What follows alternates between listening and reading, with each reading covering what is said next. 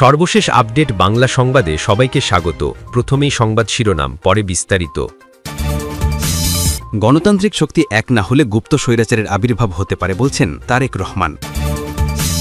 এদিকে সোমবার দেশে ফিরছেন যুক্তরাজ্য বিএনপির সভাপতি মালিক।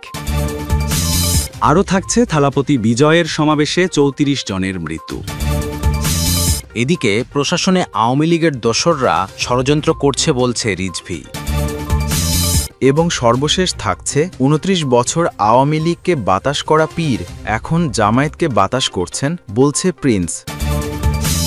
গণতান্ত্রিক শক্তি এক না হলে গুপ্ত স্বৈরাচারের আবির্ভাব হতে পারে বলছেন তারেক রহমান। বিএনপির ভারপ্রাপ্ত চেয়ারম্যান তারেক রহমান বলেছেন, ২০০৮ সালে তথাকথিত নির্বাচনের মাধ্যমে এবং 1-11-এর মাধ্যমে স্বৈরাচার জেকে বসেছিল।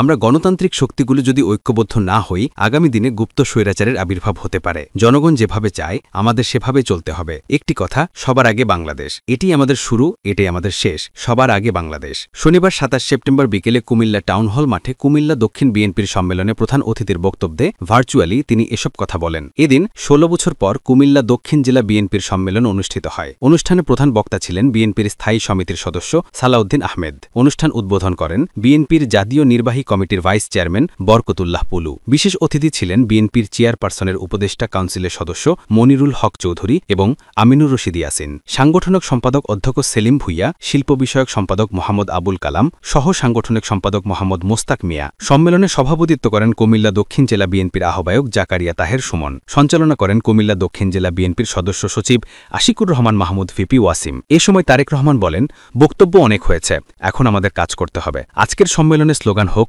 ঐক্য, জনগণ এবং পুনর্গঠন। আমাদের নেতাকর্মীরা হাজার হাজার জনগণকে নিয়ে আন্দোলন করছে, জেলে গিয়েছে, গুম হয়েছে, স্বৈরাচারের পতন হয়েছে। সবাইকে ঐক্যবদ্ধ হয়ে এগিয়ে যেতে হবে। এখনই সময় সবাই মিলে কাজ করে সুন্দর ঘর গঠন করি। সবাই মিলে সুন্দর ঘর নির্মাণ করতে হবে। এই বাংলাদেশকে গঠন করতে হবে। জনগণের কাছে যেতে হবে। মিটিং করে জনগণের কাছে যাওয়া যাবে না। প্রতিটি ঘরে ঘরে যেতে হবে। কিভাবে মানুষের পাশে দাঁড়াতে হবে তা সকল জনগণের কাছে পৌঁছে দিতে হবে। প্রধান বক্তা বিএনপির স্থায়ী সমিতির সদস্য সালাউদ্দিন আহমেদ বলেন, এমন একটি প্রত্যাশিত দিন দেখার অপেক্ষায় ছিলাম। ১৬ বছর পর এমন একটি দিন পেলাম। আমরা সুখের দিনে অতীত ভুলে যাই। আমরা যেন বিস্তৃত না হই। এই দেশ থেকে ২,৮০,০০০ কোটি টাকা লোপাট হয়েছে। বিগত ফ্যাসিস্ট আমলে যে পরিমাণ ঋণ হয়েছে, সেই টাকা দিয়ে ৪০টি পদ্মা সেতু নির্মাণ করা যেত। ব্যাংকিং সেক্টর ৫ লাখ কোটি খেলাপি ঋণে জর্জরিত। তিনি আরও বলেন, এই আওয়ামী লীগের ইতিহাস লুটপাটের ইতিহাস। জুলাই অভ্যুত্থানে ১৪০০ মানুষকে হত্যা করা হয়েছে। হেলিকপ্টার থেকে গুলি করে মানুষ মারা হয়েছে। ২০,০০০ মানুষকে পঙ্গু করা হয়েছে। এই বিষয়টি আমরা যেন ভুলে না যাই। আমরা এখনও সংগ্রামের মধ্য দিয়ে যাচ্ছি। সংস্কারের সংগ্রাম, বিচারের সংগ্রাম মধ্য দিয়ে যাচ্ছি। আমরা সবাই জুলাই যোদ্ধা, তবে জুলাইয়ের চেতনা কেউ যেন বিক্রি না করি। দলীয় সূত্রে জানা গেছে, ২০০৯ সালের ২৪ নভেম্বর কুমিল্লা দক্ষিণ জেলা বিএনপির সম্মেলন হয়। এতে বেগম রাবিয়া চৌধুরী সভাপতি, আমিনুর রশিদ ইয়াসিন সাধারণ সম্পাদক এবং মোহাম্মদ মোস্তাক মিয়া সাংগঠনিক সম্পাদক হন। এরপর ২০২২ সালের ৩০ মে আমিনুর রশিদ ইয়াসিনকে আহ্বায়ক এবং জেসিম উদ্দিনকে সদস্য সচিব করে কুমিল্লা দক্ষিণ জেলা বিএনপির আহ্বায়ক কমিটির হয়। চলতি বছরের ২রা ফেব্রুয়ারি জাকারিয়া তাহের সুমনকে আহ্বায়ক এবং আশিকুর রহমান মাহমুদ ওয়াসিমকে সদস্য সচিব করে প্রথমে ৫ সদস্যের আহ্বায়ক কমিটি হয়। পরে আরও ৩৬ জনের নাম অন্তর্ভুক্ত করে ২৪ ফেব্রুয়ারি ৪১ সদস্যের পূর্ণাঙ্গ আহ্বায়ক কমিটি অনুমোদন দেয় বিএনপির জাতীয় নির্বাহী কমিটি। এরপর ২৫ ফেব্রুয়ারি প্রথম সাংগঠনিক সভা হয়। কুমিল্লার ৬টি সংসদীয় আসনের ১০টি উপজেলা, ৪টি পৌরসভা, ১০৭টি ইউনিয়ন, ৯৯৯টি ওয়ার্ডে সম্মেলন হয়। এতে বিএনপির জাতীয় নির্বাহী কমিটি, জেলা কমিটির নেতারা উপস্থিত ছিলেন। এই সম্মেলনে বর্তমান আহ্বায়ক জাকারিয়া তাহের সুমনকে সভাপতি এবং সদস্য সচিব আশিকুর রহমান মাহমুদ ওয়াসিনকে সাধারণ সম্পাদক হিসাবে ঘোষণা করা হয়। এদিকে সোমবার দেশে ফিরছেন যুক্তরাজ্য বিএনপির সভাপতি মালিক। দেশে ফিরছেন যুক্তরাজ্য বিএনপির সভাপতি ও বিএনপি চেয়ারপারসনের উপদেষ্টা পরিষদের অন্যতম সদস্য এম এ মালিক। তিনি আগামীকাল সোমবার ২৯ সেপ্টেম্বর দেশে ফিরবেন। রোববার অর্থাৎ ২৮ সেপ্টেম্বর রাতে প্রেস উইংয়ের আশিকুল ইসলাম কালবেলাকে এই তথ্য জানিয়েছেন। এর আগে লন্ডনে বিএনপি চেয়ারপারসন খালেদা জিয়ার চিকিৎসা শেষে তার সফরসঙ্গী হিসেবে গত ৬ মে সস্ত্রীক দেশে আসেন এম এ মালিক। পরবর্তীতে গত ৩ অগস্ট যুক্তরাজ্য বিএনপির সভাপতি বাংলাদেশ থেকে লন্ডন যান। প্রায় ২ মাস যুক্তরাজ্যে অবস্থানকালে এম এ মালিক যুক্তরাজ্য, ফ্রান্স, ইতালির বিভিন্ন স্থানে খালেদা জিয়ার রোগমুক্তি ও সুস্বাস্থ্য কামনায় অনুষ্ঠিত অর্ধশতাধিক দোয়া ও আলোচনা সভায় অংশগ্রহণ করেন। এই সময়ের মধ্যে বিএনপির ভারপ্রাপ্ত চেয়ারম্যান তারেক রহমানের সঙ্গে একাধিক অনুষ্ঠানে এম এ মালিককে দেখা যায়। উল্লেখ্য, গত আওয়ামী ফ্যাসিবাদের সময় ইউরোপ জুড়ে আওয়ামী সরকারের বিরুদ্ধে অসংখ্য প্রতিবাদ কর্মসূচির নেতৃত্ব দিয়ে মালিক রাজনৈতিক অঙ্গনে বিশেষ পরিচিতি পান।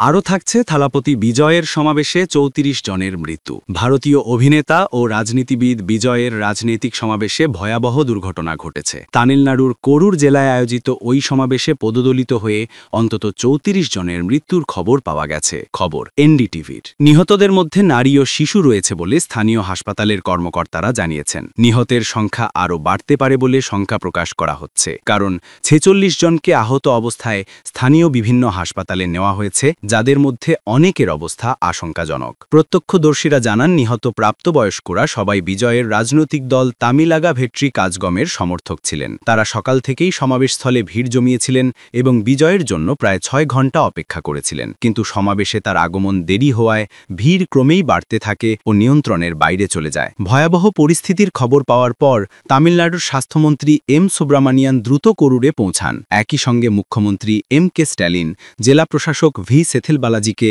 পরিস্থিতি ঘনিষ্ঠভাবে পর্যবেক্ষণের নির্দেশ দেন। সামাজিক যোগাযোগ মাধ্যম এক্সে মুখ্যমন্ত্রী লিখেছেন, করুর থেকে আসা খবর অত্যন্ত উদ্বেগজনক। পদদলিত হয়ে হাসপাতালে ভর্তি হয়েছেন বহু মানুষ, তাদের দ্রুত চিকিৎসা নিশ্চিত করতে নির্দেশ দেওয়া হয়েছে। সংবাদ সংস্থা পিটিআই জানিয়েছে, অতিরিক্ত ভিড়ের কারণে যখন একের পর এক মানুষ অজ্ঞান হয়ে পড়তে থাকেন, তখন বিজয় হঠাৎ করেই নিজের বক্তব্য শেষ করে দেন। পরে তাকে বহনকারী বিশেষ প্রচার বাস থেকে তিনি স্বেচ্ছাসেবকদের সঙ্গে মিলে উপস্থিত ভিড়ের দিকে পানির বোতল ছুটে দেন। এরই মধ্যে কয়েক ডজন মানুষকে অ্যাম্বুলেন্সে করে দ্রুত হাসপাতালে নিয়ে যাওয়া হয়। তবে অতি ভিড়ের কারণে অ্যাম্বুলেন্সগুলোর ঘটনাস্থলে পৌঁছাতে ভোগান্তি পোহাতে হয় বলে জানিয়েছে পিটিআই। করুরের এই ঘটনায় শোক ও ক্ষোভ ছড়িয়ে পড়েছে গোটা তামিলনাড়ুতে। নিহতদের পরিচয় এখনও পুরোপুরি নিশ্চিত করা যায়নি। আহতদের মধ্যে অনেকের অবস্থা আশঙ্কাজনক বলে হাসপাতাল সূত্রে জানা গেছে।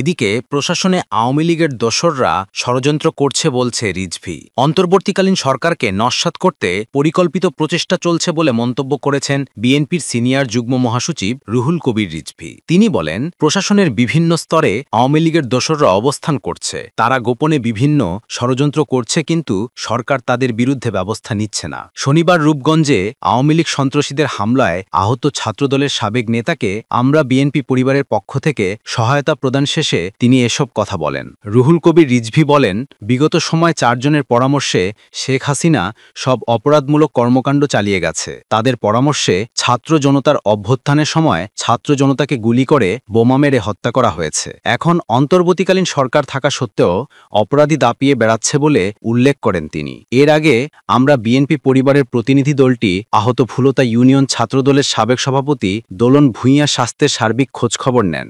পরে তার হাতে আর্থিক সহায়তা তুলে দেওয়া হয়। এ সময় উপস্থিত ছিলেন আমরা বিএনপি পরিবারের আহ্বায়ক আতিকুর রহমান রুমন, সদস্য সচিব মমিন মিথুন, উপদেষ্টা ইঞ্জিনিয়ার মোস্তাফাই জামান সেলিম, সদস্য মাসুদ রানা লিটন, শাকিল আহমেদ, ফরহাদ আলী সজীব ও শাহাদাত হোসেন, জাতীয়তাবাদী স্বেচ্ছাসেবক দলের কেন্দ্রীয় সহসভাপতি ডাক্তার জাহিদুল কবির জাহিদ, নারায়ণগঞ্জ জেলা যুব দলের সদস্য সচিব মশিউর রহমান রনি, ছাত্রদলের কেন্দ্রীয় কমিটির সাবেক সহসভাপতি জামিল হোসেন, বুয়ের ছাত্রদলের সাবেক সাধারণ সম্পাদক ইঞ্জিনিয়ার আবু হানিফ, কেন্দ্রীয় স্বেচ্ছাসেবক দল নেতা আরিফুর রহমান তুষার, যুবদল নেতা সাইয়াম সিকান্দার পাপ্পু, ছাত্রদল নেতা মশিউর রহমান সহ অনেকে। বিএনপির ভারপ্রাপ্ত চেয়ারম্যান ও আমরা বিএনপি পরিবারের প্রধান পৃষ্ঠপোষক তারেক রহমান গুরুতর আহত ছাত্রদল নেতা মোহাম্মদ দোলন ভূঁইয়া চিকিৎসার দায়িত্ব নিয়েছেন।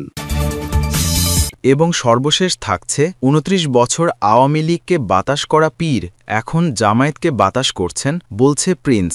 বিএনপির যুগ্ম মহাসচিব সৈয়দ এমরান সালেহ প্রিন্স বলেছেন, হাত পাখা দিয়ে বিগত ২৯ বছর আওয়ামী লীগকে বাতাস করা পীর সাহেব এখন জামায়াতকে বাতাস করছেন। অথচ তিনি বলেছিলেন, জামায়াতের বিষ যেখানেই লাগবে তা ধ্বংস হয়ে যাবে। প্রিন্স বলেন, সেই পীর সাহেব এখন জামায়াতের সঙ্গে ঐক্য করে নিজের শরীরে জামায়াতের বিষ লাগিয়েছেন। নিজের কথা অনুযায়ী নিজেই নিজের ধ্বংস ডেকে আনছেন। ক্ষমতার লোভে জামায়াতের বিষ এখন তার কাছে অমৃত সুধায় পরিণত হয়েছে। শনিবার দুপুরে ময়মনসিংহের ধুবাউড়া দাখিল মাদ্রাসা মিলনায়তনে উপজেলা মৎস্যজীবী দলের সম্মেলনে প্রধান অতিথির বক্তব্যে এ কথা বলেন। বিকালে তিনি ধুবাউড়া উপজেলার পুরাকান্দুলিয়া ইউনিয়নের ১, ২, ৩ নং ওয়ার্ড বিএনপির সম্মেলনের প্রধান অতিথির বক্তব্য রাখেন। পরে ইউনিয়নের বিভিন্ন পূজামণ্ডপ পরিদর্শন ও দুর্গাপূজার প্রস্তুতি অবলোকন করেন। সকালে বাংলাদেশ গারো ছাত্র সংগঠন বাগাছাসের নেতারা এমরান সালেহ প্রিন্সের সঙ্গে মতবিনিময় সভায় মিলিত হয়ে তাদের সমস্যা বিষয়ে অবহিত করেন।